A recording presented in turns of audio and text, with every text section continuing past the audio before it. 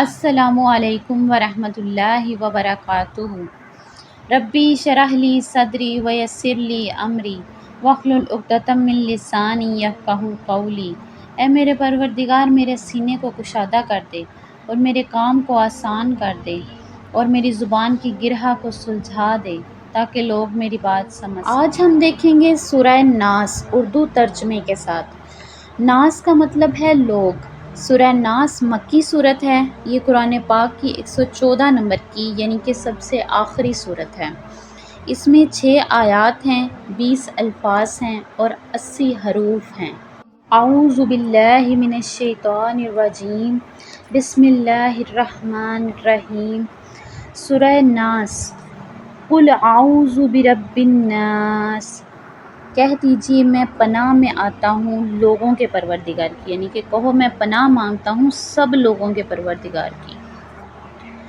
مالک الناس، سب لوگوں کے بادشاہ کی۔ الہ الناس، سب لوگوں کے معبود کی۔ من شر الوسواس الخناس، اس وسوسے ڈالنے والے کے شر سے جو پیچھے سے یعنی کہ چھپ کر حملہ کرنے والوں میں سے ہو۔ ایک مستند حدیث میں حضور اکرم صلی اللہ علیہ وسلم کا ارشاد منقول ہے کہ جو بچہ بھی پیدا ہوتا ہے اس کے دل پر وسوسے ڈالنے والا شیطان مسلط ہو جاتا ہے۔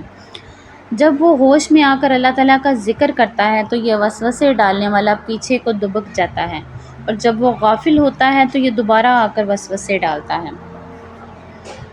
الذی یوسوس فی صدور الناس، جو لوگوں کے دلوں میں وسوسے ڈالتا ہے۔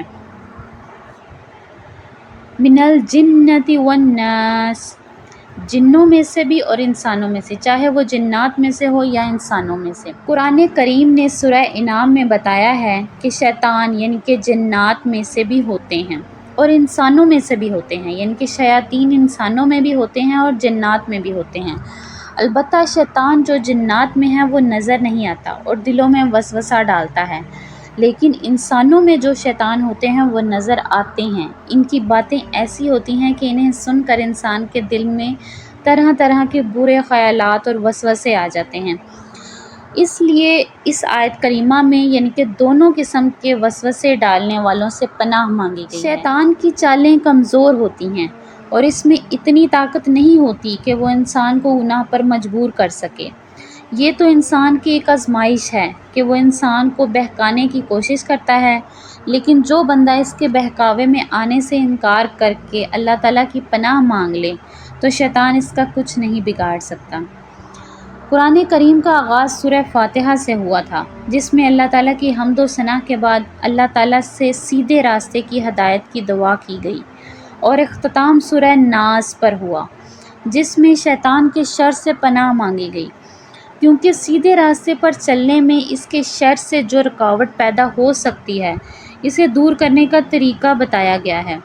اللہ تعالیٰ ہم سب کو نفس اور شیطان دونوں کے شر سے اپنی پناہ میں رکھے۔ آمین ثم آمین۔ صدق اللہ العظیم۔